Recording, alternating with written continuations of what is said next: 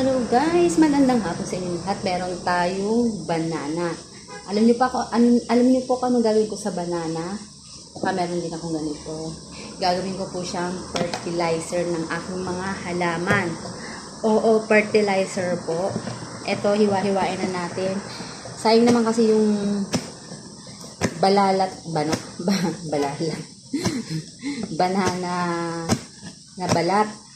Kaya pakinabangan po natin. Ganito yung ginagawa ko na, no. Tapos mga after 2 days, itong banana na nakababad na sa tubig,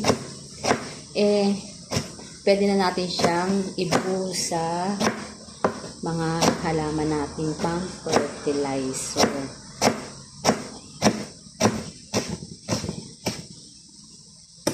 Ganyan lang yan, guys.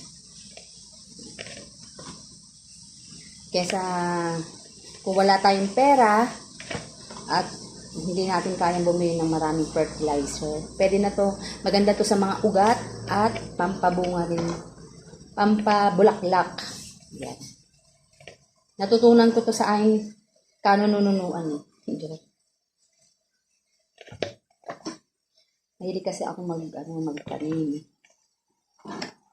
Kaya lagyan natin siya. Kaya yung mga meron dyan sa Pilipinas at kahit saan may mga halaman, ganito lang po gawin nyo. Lagyan natin siya ng tubig. Doon tayo sa gripo. Tara guys. Guys, ito na po ang ating banana peel.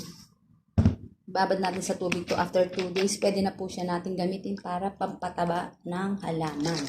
Yan. Okay, gawin nyo na po ito sa inyong mga halaman. Bye!